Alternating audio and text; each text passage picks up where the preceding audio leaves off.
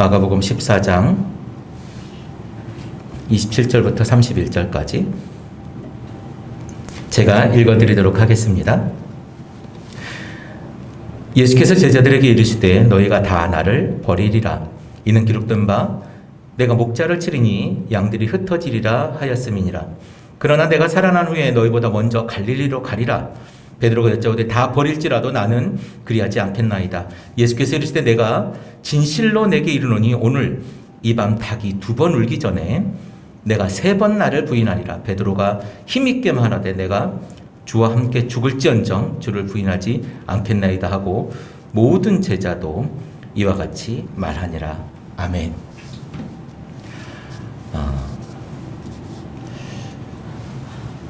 예수님께서 만찬을 하셨습니다. 만찬, 제자들과 같이 만찬을 하시고, 그리고 이제 26절에 보니까 찬송, 찬미를 하며 감람산으로 올라갔다라고 기록되어져 있어요. 그리고 감람산으로 올라가셔서 오늘 가는 길에 이 얘기를 했는지 올라가셔서 이 얘기를 했는지는 뭐 아주 뚜렷하지는 않지만 어쨌든 그 어간에 지금 이 이야기가 제자들하고 하는 이야기가 있습니다. 물론 예수님 우리가 사역 중에 계속 보면 제자들만 따로 불러놓고 이렇게 교육하시고 가르치시고 하던 일이 굉장히 많죠. 오늘도 제자들만 데리고 이야기를 하고 있는 거예요. 다른 대중들이 있는 것이 아니고 우리가 13장 3절을 우리가 같이 말씀을 나누면서 무슨 얘기를 했냐면 예수님께서 감람산에 올라갔다라고 하는 내용, 감람산에서 성전을 마주봤다 하는 내용은 전쟁이다. 전쟁을 할 때 그곳 감람산에 올라가 예루살렘 성을 포위하고 전쟁할 때 감람산에서 그것을 수행하는 어떤 그 군대의 모습이 있다 이렇게 우리가 얘기했잖아요. 그래서 성전을 대적하고 성전이 이제 곧 종말할 것이다 이런 얘기를 하면서 감람산에 올라가셨다는 얘기를 하고 있는데 오늘도 지금 감람산에 올라가고 있어요. 오늘 유대인의 풍습을 보면 사실 여기는 찬미, 그러니까 여러분 찬송을 부르며 올라갔다 이런 얘기를 하니까 여러분 어떤 생각이 들습니까? 어떤 노래를 불렀을 것 같습니까? 감이 오십니까? 그냥 노래를 불렀겠구나 이 정도입니까? 사실은 우리 말씀에는 우리 성경에는 찬송, 찬미 이렇게 번역이 되어져 있는데 사실은 시편을 읽고 올라갔다 이런 이야기입니다. 시편 113편부터 118편까지를 읊어요. 그러니까 이스라엘의 그 풍습은 뭐가 있냐면 풍습 그 절기 때마다 어떤 음식들을 먹는 것도 중요하지만 그때마다 어떤 성경을 외우고 낭송하고 암송하는 거에 굉장히 중요한 의미를 가지거든요. 그러니까 불임절 때는 뭐 에스더를 읽는다거나 이런 것들 보통 그 사람들은 태어나서부터 그렇게 하기 때문에 다 외워요. 다 외우고 그래서 그걸 같이 낭송하고 암기하고 또 질문하고 대답하고 하는 이런 그 이야기를 하고 있는데요. 오늘 시편 이 내용을 보면 주님이 보시기에 신실한 자들이 그들을 찬양할 거다. 그리고 113편에 보면 하나님은 비천한 자들을 먼지더미에서 일으킬 것이다. 오늘 우리가 묵도할 때 읽었던 시편이죠. 그리고 116편에 보니까 그들은 사망으로부터 자유롭게 하실 것이라고 약속을 하기도 합니다. 결론부에 이르면 다음과 같이 선포합니다. 나는 죽지 않고 살 것이다. 그리고 주님의 일을 선포할 것이다. 왜냐하면 주님은 나를 죽음에 넘기지 아니하셨고 건축자들의 버린 돌이 모퉁이 돌이 되었기 때문이다 라고 118편에 마무리를 합니다. 그러니까 뭐냐면 이 이야기 속에서 하나님이 이제 그들 죽은 자들이 아니라 산 자들을 이용해 찬양하게 하시고 주님을 건축자들이 버린 돌이 아니라 그 돌을 가지고 그 돌이 이제 모퉁이돌이 될 것이다. 건축이 모퉁이돌이 될 것이다 라고 말씀을 하시는 이 예전에 했던 그 예언의 모습을 되게 생뚱맞죠. 감람산에 올라가면 찬미하며 올라가니라 이게 그 만찬이 지나고 나서 아주 생뚱맞은 것이었는데 이 이야기를 여기에 넣은 이유가 뭐냐면 예수님이 이제 메시아가 되실 거야 라고 하는 이야기를 우리는 잘 모르지만, 우리는 시편에 23편도 다 잘 못 외우지만 이 사람들은 성경을 다 외우는 사람들이고 늘 그렇게 살았던 사람들이에요. 성경 자체가 우리가 당군신을 알듯이 성경을 다 알고 있는 사람들이란 말이에요. 이 사람들에게 요 이야기를 해주고 싶었던 거예요. 예수님이 건축자들의 버린 돌에 모퉁이 돌이 되었다. 이 이야기를 하고 싶었던 거예요. 왜냐하면 우리가 13장에서 그 이야기를 봤거든요.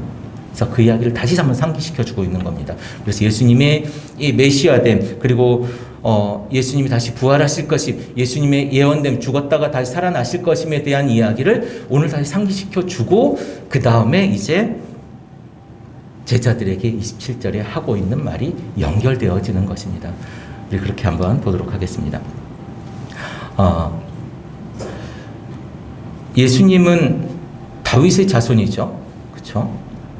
사무엘하 15장에 보면 어떤 내용이 있냐면, 사무엘하 15장이 압살롬이라고 하는, 저는 이 참 아들 이름이 압살롬 되게 좋은 이름으로 적겠지만 압살롬이라고 하는 이름, 우리가 이제 내용을 알잖아요. 압살롬이 뭘 했는지. 그래서 그 롬자가 참 불편하게 들립니다. 네, 저만 그러는지 모르겠습니다만은 어쨌든 그래 한글로 이렇게 번역을 해놓으니까 참 그렇습니다만, 어쨌든 압살롬이 다윗을 쫓아내요. 쿠데타를 일으키죠. 그래서 다윗이 도망갑니다. 그런데 감람산으로 다윗이 도망가면서 아히도벨이라고 하는 그 신하가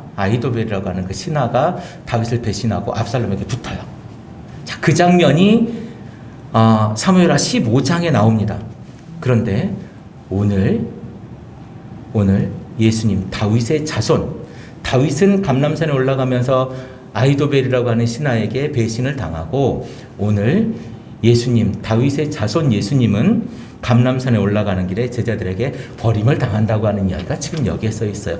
제가 계속 여러분들에게 지금껏 이야기하면서 구약에 이런 이야기가 있었어요 라고 얘기하는 건 뭐냐면, 예수님은 신약을 아는 사람이 아니에요. 우리 되게 착각하죠. 예수님이 신약 시대의 사람이야. 아니요. 예수님은 신약과 우리가 읽고 있는 신약과 어쩌면 전혀 상관이 없었던 사람일 수 있어요. 예수님께서는 구약만 알고 있으신 분이세요.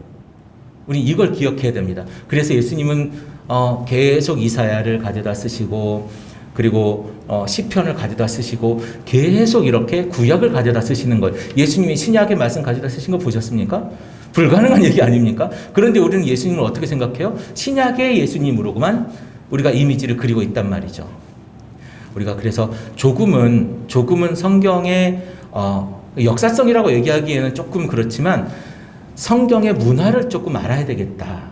이것을 가지고 성경을 읽어야지, 신약의 예수님, 그래, 신약 성서에 나와 있는 예수님이니까 신약 성서에 있는 그 시대에 예수님이 신약을 알았을 것이다 라고 생각하면 되게 이상한 성경이 되는 거죠. 지금 계속 구약 얘기를 기록되었으되, 기록된 바, 이런 얘기가 있잖아요. 구약에 있는 이야기를 계속, 예전에 이런 얘기가 있었잖니? 그래서 지금도 이런 거야. 그리고 예전에 이런 이야기를 가지고 지금 와서 이렇게 될 거야 라고 하는 이야기를 우리에게 들려주고 있는 겁니다. 그래서 우리는 조금 더 제가 늘 얘기하지 않습니까? 조금 더 다른 시각으로 성경을 볼 수 있는 그 생각의 전환이 필요하다라고 하는 겁니다. 어쨌든 예수님이 지금 이 이야기를 하면서 무엇을 같이 하냐면 다윗의 배신을 지금 여기에 보여주고 있는 겁니다. 우리가 10장 42절인가요? 10장 42절에 보면 바디메오가 눈을 뜨는 장면에서 다윗의 자손 예수여 라고 부르지 않습니까? 우리 그때 다 뭐라고 하냐면 선생님이요, 랍비오니 이렇게 얘기하잖아요. 다 그렇게 이야기하지만 이 바디메오만이 다윗의 자손 예수여 라고 부르고 있는 겁니다. 우리가 이 장면에서 지금 계속 봐야 될 게 뭐냐면, 예수님을 우리가 바라볼 때 그냥 인간의 예수 아니면 우리 구원자 예수 이게 아니라 예수님은 다윗의 자손이었다라고 하는 것을 기억해야 된다라는 거예요. 오늘 그 다윗의 자손이 어떻게 됩니까? 다윗처럼 배신당할 거다라고 이야기를 하는 거예요. 다윗의 자손이 감람산에 올라갈 때 예수를 버릴 것이다. 예수께서 제자들에게 이르시되 너희가 다 나를 버리리라. 이는 기록된 바 내가 목자를 치리니 양들이 흩어지리라 하였습니다. 여러분, 기록된 바라고 적혀 있잖아요. 그 옆에 보면 뭐라고 써 있습니까? 동그라미 해가지고 니은이라고 써 있지 않습니까? 기억이라고 써 있습니까? 네. 기억이라고 써 있는 것도 있군요. 저한테는 니은이라고 써 있었는데. 쭉 따라 밑에 내려가면 뭐라고 써 있습니까? 스가랴 13장 7절이라고 써 있죠. 자, 스가랴 9장부터 14절까지는요, 종말에 대한 이야기입니다. 무너질 것이고, 죽을 것이고, 다 흩어질 것이고, 그리고 나서 어떻게 할 것이냐면, 내가 너희를 다시 회복할 거다. 이런 이야기가 스가랴 9장부터 14절에 대한 내용입니다. 근데 13장 7절에 이런 이야기가 있습니다. 내가 목자를 치리니 양들이 흩어지리라. 목자를 치는 것이 중요한 것이 아니에요. 여기서 하고자 하는 것은 목자를 치는 것이 아니라 회복하겠다라고 하는 그 모티브를 여기서 주겠다라고 하는 거예요. 예수님은 그냥 죽여버리고 끝나는 존재가 아니잖아요. 예수님을 우리가 생각할 때 우리가 무엇을 생각합니까? 부활까지 우리 참 안타깝죠. 저는 이걸 참 안타깝다고 생각을 하는데요. 우리는 예수님을 생각하면 예수님의 선생애 중에 어디까지 생각합니까? 자, 여러분, 몇 가지 예수님의 생애가 있는데요. 지점이 있는데 탄생이 있죠. 탄생. 그 다음에 맨 처음 제자를 만나는 그 40일 공생을 시작한 40일 기도, 40일 금식 기도가 있죠. 그 다음에 또 뭐가 있습니까? 십자가에 잡히시는 게 있죠. 십자가에 돌아가셨어요. 돌아가시는 게 있어요. 그 다음에 부활이 있어요. 자, 그 다음에 뭐가 있습니까? 그 다음에 승천이 있고, 그 다음에 재림이 있죠. 자, 우리는 이 일곱 가지 장면 중에 무슨 장면이 가장, 예수님 하면 무엇입니까? 재림입니까? 예수님 하면 십자가 아니에요, 십자가? 여러분들 예수님 하면 십자가, 에어컨이 조금 너무 좀 센 것 같습니다. 네. 예수님 하면 우리는 어디까지 생각하냐면 십자가를 가장 크게 생각하고요. 그 다음에 조금 더 마음의 여유가 있으신 분들은 어디까지 생각하냐면 부활까지 생각합니다. 그리고 그 다음에 조금 더 마음의 여유가 예수님에 대한 포용이 있으신 분은 어디까지 생각하냐면 재림까지 생각합니다. 근데 우리는요, 사실 재림 생각 잘 안 해요. 성경에 분명히 재림한다고 되어져 있고 다시 오시겠다고 얘기하고 있고 어떻게 오시겠다고 얘기하고 그때는 이럴 것이다 라고 얘기하고 있고 분명히 그렇게 하는데, 그럼에도 불구하고 우리는 예수님은 어디까지? 내 죄를 구원한 그것까지. 심판의 예수님 우리 별로 안 좋아하죠. 그것을 제가 늘 얘기하지만 큐리오스, 심판의 주, 강력한 주, 위대한 주, 우리를 심판하실 그 예수님에 대한 개념이 사실 우리에게 별로 없어요. 오늘도 마찬가지예요. 오늘도 기록된 바 내가 목자를 치리니 양들이 흩어지리라 라고 했을 때 우리 대한민국, 이것을 읽는 이 마가는 그렇게 쓰지 않았겠습니다만은 대한민국 지금 앉아서 있는 한글로 읽는 우리들은 어떤 것만 생각하냐면, 예수님이 이제 이렇게 흩어지고 십자가에서 제자들이 흩어지겠구나, 여기까지만 생각한단 말이에요. 아니요, 이제 예수님 뭐라고 이야기하시냐면 내가 살아난 후에 너희보다 먼저 갈릴리로 가리라 그랬습니다. 여러분, 여기에 되게 생뚱맞죠? 성경은 가끔 생뚱맞은 게 있어요. 그래서 성경학자들이 뭐라고 이야기하냐면, 원래 예수님의 말씀은 여기서부터 여기까지였는데 이 부분은 이 저자가 여기를 좀 넣었을 거야, 요만큼은 넣었을 거야, 첨부하고 싶었을 거야 라고 이야기하는 분들이 계시는데, 우리는 그냥 지금 우리 손에 쥐어진 성경이 하나님께서 영감으로 준 성경이다라고 믿고, 불편하십니까? 이 말씀이? 네. 믿고 저에게 온 성경이 하나님께서 우리에게 주신 성경이다라고 믿고 우리는 해석하고 읽었으면 좋겠습니다. 왜냐하면 원본과 뉘앙스가 다른 부분도 되게 많고요. 한글 성경은 되게 많고, 그래서 번역상에 조금은 이상한 부분들이 있어요. 그래서 그럼에도 불구하고 우리는 그걸 잘 해석할 수 있도록 노력해야 된다고 생각을 합니다. 28절에 그러나 내가 살아난 후에 너희보다 먼저 갈릴리로 가리라. 갈릴리가 뭐 하는 데입니까? 물고기 잡고 이럴 때 제자들 만났던 데 아닙니까?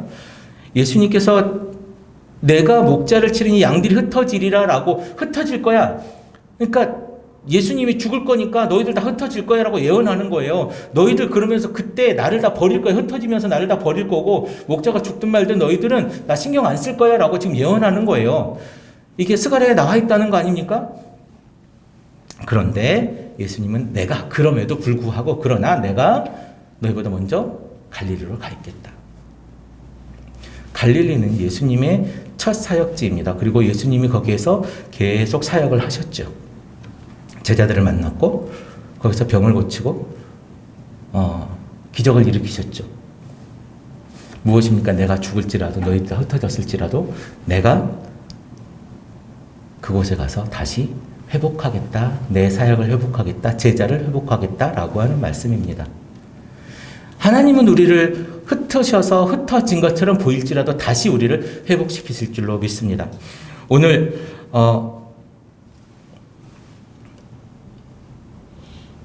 스가랴서에 하나님이 목자를 치는 것은 완전히 없애기 위함이 아니라 성경에 보면 이런 이야기가 있어요. 남은 자, 구약에 보면 남은 자라고 하는 사상이 있거든요. 남은 자가 뭐냐면 세상을 그렇게 할지라도 우리 노아의 홍수 봤습니까? 노아의 홍수 보면 노아의 홍수에 그 가족들이 남잖아요. 그 가족들로 인해서 지금 우리 인류가 만들어졌다라고 성경이 이야기하고 있지 않습니까? 이 남은 자 사상, 지금 우리는 이 어렵고 힘들고 지치고 고되고 방탕하고 타락한 이 세상에서 우리는 어떤 사람이냐면 남은 자들인 줄로 믿습니다. 이 남은 자들을 통해서 하나님은 다시 복음과 하나님 나라를 만들고 싶어 하시는 거예요. 지금 갈릴리는 그런 곳입니다. 그 남은 자, 십자가 밑에 남은 자는 아무도 없었죠. 십자가 밑에 남은 자는 아무도 없었지만 예수님이 그 먼저 가서 그곳에 회복시키고 그 남은 자를 찾아 나서는 줄로 믿습니다. 지금 우리는 사실은 우리가 무언가를 할 수 있었고 우리가 무언가를 했고 우리가 무언가를 할 수 있을 거라고 생각을 합니다. 그런데요, 우리가 지금 교회를 하고 있고 우리가 어디에서 신앙생활을 하고 있고 우리가 어디 가서 무슨 복음의 일을 하려고 했을 때 내가 하는 거라고 우리는 생각해요. 사실 내가 하는 거라고 믿죠. 그리고 내가 하는 거예요. 그런데 성경은 뭐라고 이야기하냐면 너희들이 가는 게 아니고 내가 먼저 가겠다. 예수님이 먼저 가 있겠다라고 이야기를 하는 겁니다. 그게 신앙이에요. 예수님이 먼저 가 계시고 그 위에 우리가 무엇을 하는 건 줄로 믿습니다. 지금 우리가 교회를 지금 이루고 있잖아요. 이 교회에 누가 먼저 와 있었습니까? 예수님이 먼저 와 있었던 거예요. 우리 생각으로 해요? 아니요. 여러분, 교회는요, 머리가 예수님이에요. 복음에 관련된 모든 일은 예수님과 성령을 빼고는 이야기할 수가 없습니다. 예수님이 먼저 그곳에서 복음이 있게 하시고 성령의 그 복음의 씨앗을 키우시는 거예요. 우리 교회, 예수님이 머리 되신 교회예요. 우리 뭐 때문에 모였어요? 우리는 지체가 되기 위해서 모인 거예요. 지체가 되기 위해서. 예수님이 말씀하신 그 일 하나하나를 내가 손이 되고 지체가 손과 발 뭐 이런 거 아닙니까? 내 몸에 달린 이것을 지체라고 하잖아요. 이 몸에 달린 이 우리가 지체가 뭐예요? 우리는 우리 일을 해야 되는 거예요. 우리 마음대로? 아니요. 예수님이 말씀하신 대로, 예수님이 생각하신 대로, 예수님이 뜻하신 대로 움직이는 게 지체의 역할이에요. 제가 지금 손과 발과 뭐 이렇게 우리 다 있잖아요. 다 이렇게 있지만 이거 누가 해요? 머리가 움직이는 대로 하는 거잖아요. 얘 마음대로 하면 엄청 문제가 생길 수 있겠죠. 문제가 생길 수 있어요. 그거는 심각한 문제입니다. 우리가 정말로 교회를 건강하게 키우고 싶은 마음이 있다면 예수님 우리에게 뭐라고 얘기했을까? 교회가 건강해지고 신앙이 돈독해지고 우리가 그 가운데에서 하나님께 영광 돌리는 이런 신앙생활을 하고 싶다면, 아니 그것이 아니라면 뭐 이 말이 아무런 의미가 없겠죠. 근데 그렇게 하고 싶다면 머리 대신 예수님이 우리에게 뭐라고 하시는가를 고민해 봐야 돼요. 더 묵상해야 돼요. 그래서 제가 기도하자고 하는 겁니다.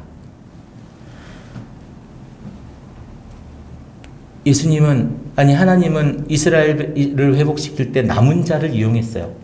남은 자들을 통해서 이스라엘을 회복시키고 싶었던 거예요. 예수님은 지금 이 남은 제자들, 나 때문에 흩어졌던 이 제자들을 통해서 예수님은 다시 회복시키고 싶었던 거예요. 그것이 예수님이 부활하신 이유입니다.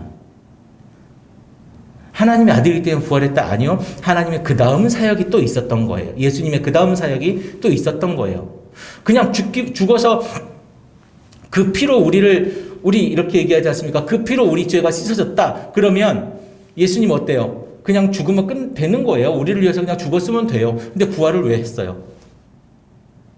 하나님의 아들이니까 죽으면 안 돼서? 그래서 부활한 겁니까? 그 다음 사역이 있었던 거예요. 그 다음 사역이 뭡니까? 흩어진 우리들을 다시 회복시켜야 되는 겁니다. 우리를 회복시키고자 함이 예수님의 부활의 목적이신 거예요. 그런데 우리는 어디까지만 생각한다고 그랬어요? 예수님의 십자가까지. 그게 왜 그래요? 나만 구원받으면 되거든. 우리의 신앙이 내가 구원받기만 하면 돼. 여기까지, 우리 신앙 여기까지. 부활의 신앙 없어, 우리에게. 내가 구원받으면 되니까 예수님이 부활했든 안 했든 그 다음에 뭘 했든 우리는 별로 상관없어요. 한국교회가 그렇게 가르치거든요. 지금껏 우리 그렇게 배웠을 거예요. 부활에 대한 거, 예수님 부활했어. 이건 언제 하냐면 부활주일에는 한번 하는 거예요. 그 다음에 부활 설교 여러분 들어보신 적 있습니까? 우리 부활에 대한 얘기 잘 안 해요. 더더욱이나 더 재림에 대한 얘기는 더더욱 안 합니다. 왜냐하면 불편한 이야기들이 생기거든요. 그 다음 얘기하면.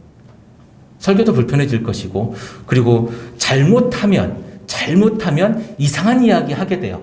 그래서 잘 안 해요. 그래서 우리들의 신앙에 예수님은 어디까지가 대부분이냐면 십자가까지가 대부분이에요. 부활도 별로 없고 재림도 없어요.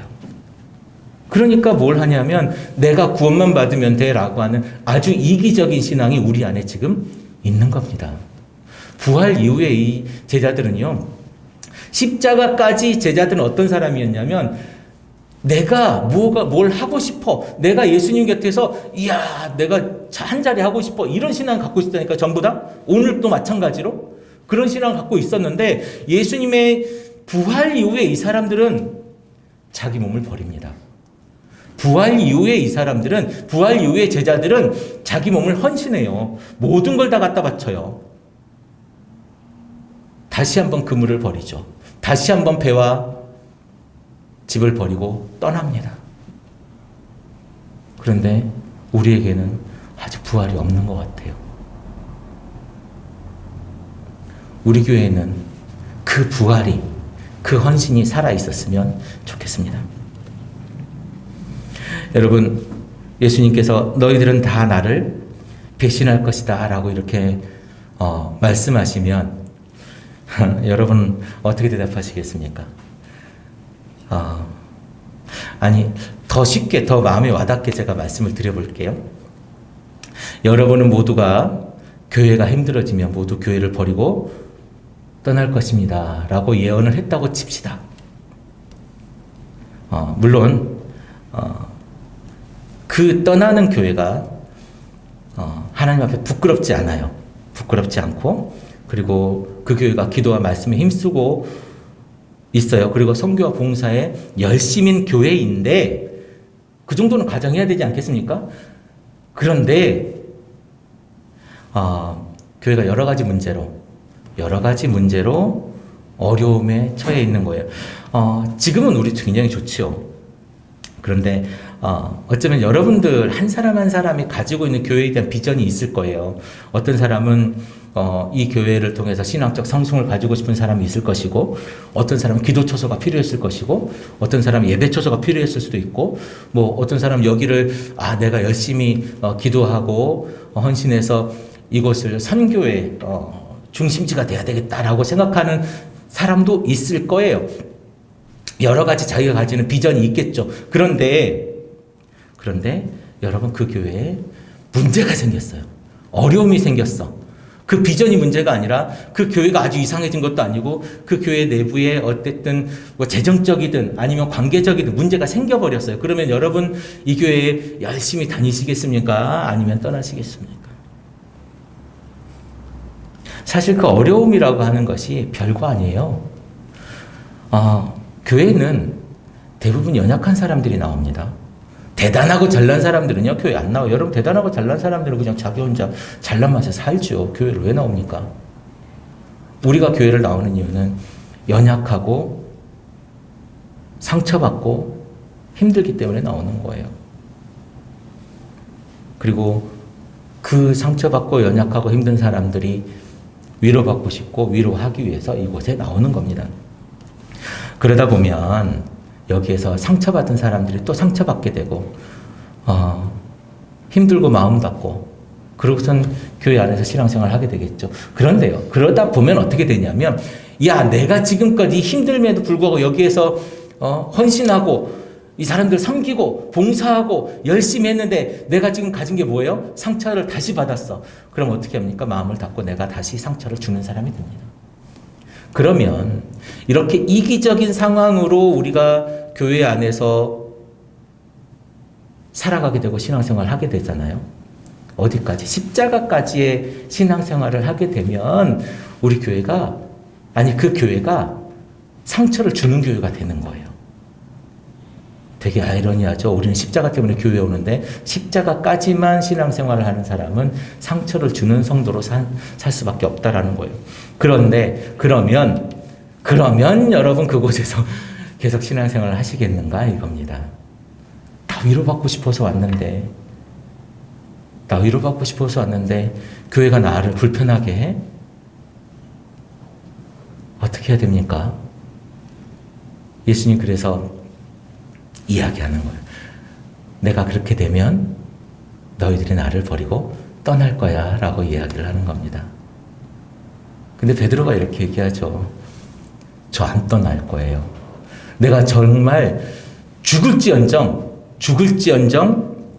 주를 부인하지 않겠나이다 라고 이야기를 합니다. 대단하지 않습니까? 죽을지언정 내가 그리고 31절 마지막에 보니까 모든 제자도 이와 같이 말하니라. 사실 베드로한테 선수를 빼앗겼죠. 베드로 자꾸 먼저 큰 얘기를 하죠.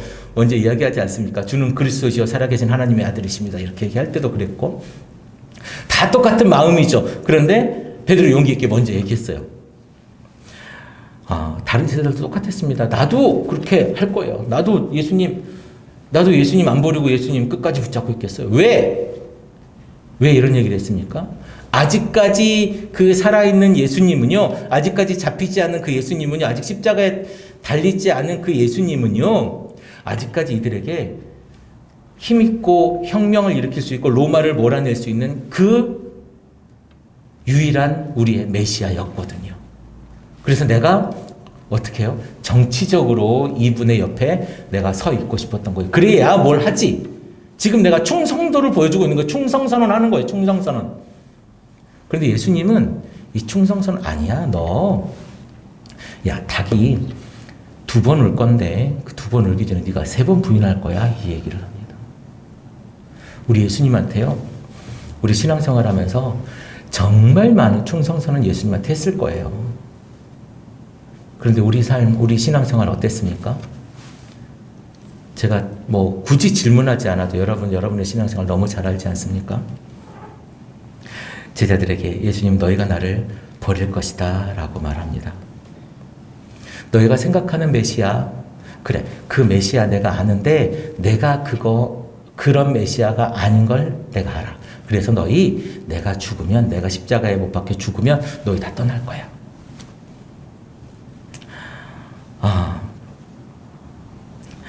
여러분 우리가 가지고 있는 예수님, 우리가 지금 만나고 있는 예수님, 우리가 찾고 있는 예수님이 우리의 비전과 달라요.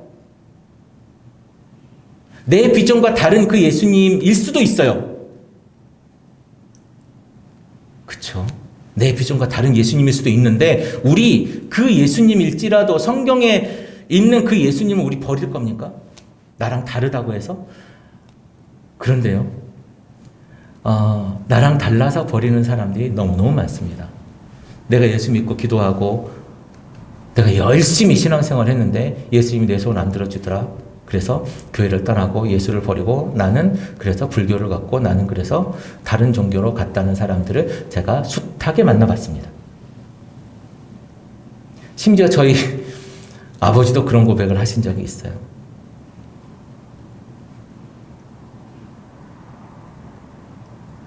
여러분, 예수님을 우리는 이용하는 사람들이 아니에요. 우리는 예수님을 따르는 사람들이에요. 예수님의 그 발자국이 저만큼 있으면 내가 그 발자국에 맞춰서 한번 걸어가 보려고 다리가 짧고 내가 보폭이 좁지만 해보려고 길게 노력해 보는 거예요. 그러다가 자빠질 수 있죠. 그러다 넘어질 수 있죠. 그럴 수 있어요. 우리는 실수할 수 있고 실패도 할 수 있어요. 그런데 오늘 베드로처럼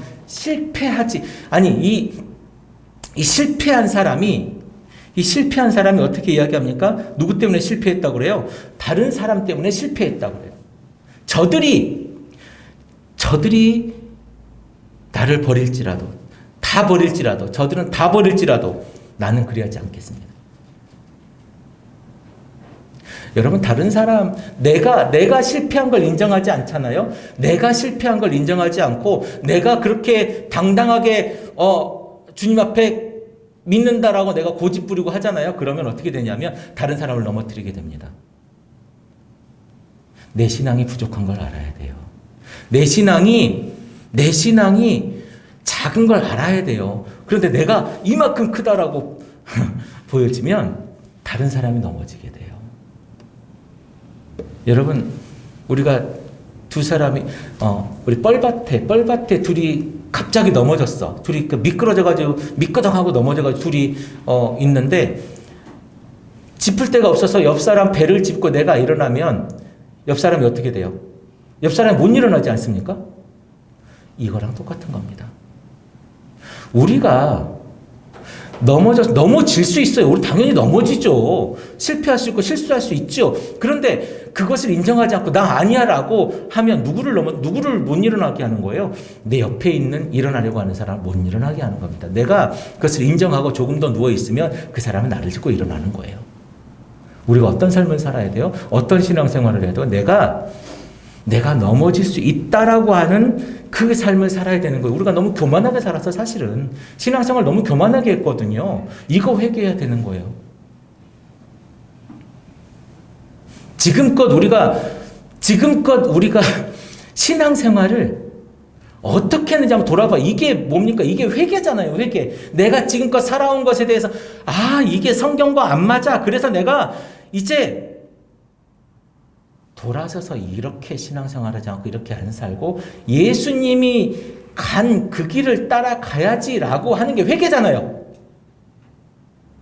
우리 이거 제가 말해야 압니까? 이거 아는 거잖아요. 그냥 아는 거잖아요. 근데 지금 이 순간 이전을 한번 돌아보자고요.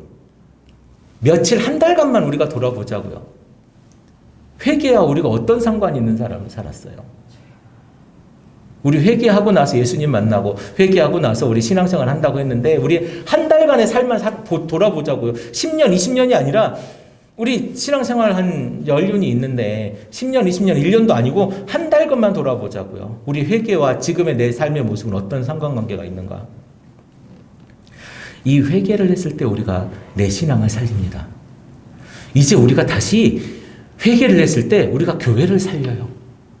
이 회개한 사람이 사회에 새 생명을 불어넣는 아주 중요한 사람인 줄로 믿습니다. 회개가 세상을 살릴 거예요. 오늘 회개해야 됩니다. 그리고 기도해야 됩니다. 그리고 이곳, 지금 여러분이 앉아있는 이곳은 말씀과 기도가 끊이지 않는 곳이어야 돼요. 제대로 된 말씀, 이상한 말 하는 게 아니고 정말 우리가 말씀을 제대로 해석해내야 되고 그리고 그 해석해내는 말씀대로 우리가 살아가고 그 살아가는 사람들이 이곳에서 끊이지 않게 기도하는 그 공간이 이곳이어야만 합니다. 우리 신앙생활을 그리스도를 버리지 않겠다고 장담하며 신앙생활을 해왔지 않습니까? 오늘 베드로는 실패했어요. 실패는 걸려 넘어지는 것이 아니에요. 그리스도인의 실패는 걸려 넘어지는 것이 아니라 그것을 딛고 다시 이뤄지는 회복의 모습이 그리스도인의 실패의 모습인 줄로 믿습니다. 우리는 걸려 넘어질 수밖에 없는 존재들이에요. 여러분, 우리가 실패를 경험합니다. 실패를 가지고 있습니다. 그리고 그 실패의 마지막에 예수님 찾아오십니다. 그래서 뭐라고 하신 줄 아십니까? 그래, 너 나 버리고 갔지? 너 나 버리고 지금 여기에 다시 와 있네? 네 원래 있었던 자리로 가 있네?